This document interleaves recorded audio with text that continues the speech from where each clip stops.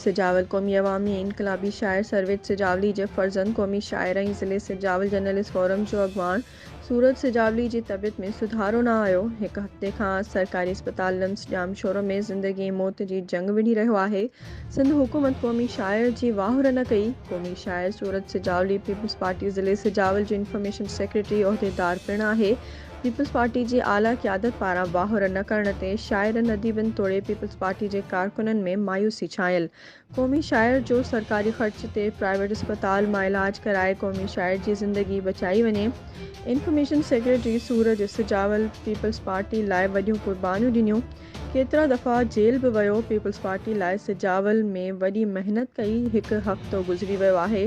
Peoples party जो information secretary कौमी शायर सरकारी अस्पताल में बीमारी सां विढ़ी रहियो आहे। सिंध हुकूमत समेत ज़िले इंतज़ामिया कौमी शायर जी सार न लधी आहे।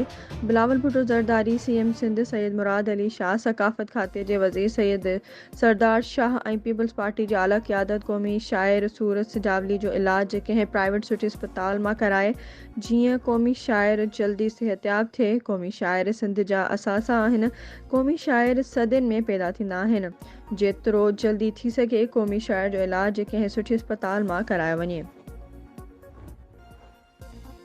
करम मांगता हूँ, अता मांगता हूँ, इलाही मैं तुझसे दुआ